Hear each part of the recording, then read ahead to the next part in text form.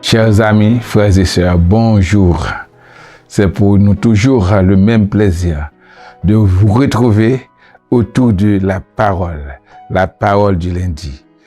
On la trouve aujourd'hui dans Éphésiens, le 2e chapitre, du 11e verset au 18e.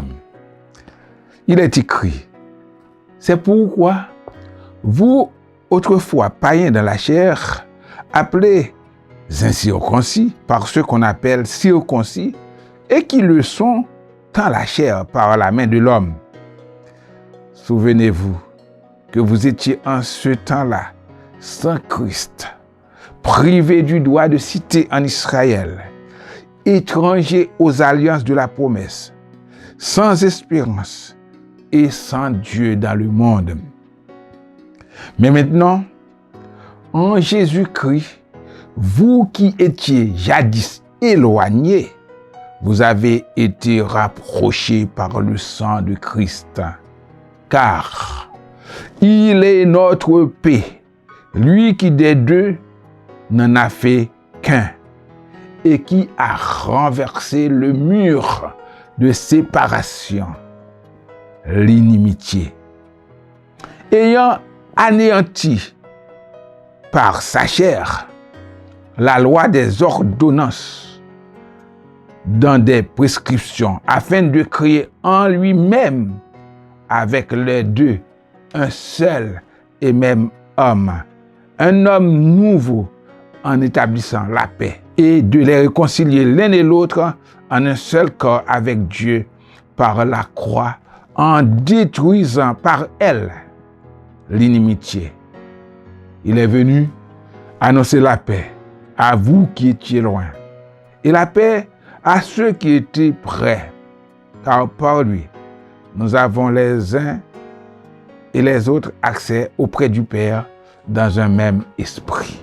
Chers amis, frères et sœurs, on voit quelque chose d'exceptionnel, une sorte de changement, une transformation, un état d'autrefois et un état actuel que nous avons en Jésus. Autrefois, sans Christ, on était comme rien, privé de droit de cité en Israël, étranger aux alliances de la promesse. Et nous, on sait ce que ça veut dire quand on est étranger. Parfois, on n'a pas de papier. Quand on est étranger, tous les problèmes de la société parfois tombent sur nous parce qu'on est étranger, sans espérance, sans Dieu. Et lorsqu'on n'espère plus, on fait n'importe quoi. Beaucoup se tuent parce qu'ils n'ont plus d'espérance. Ils se suicident.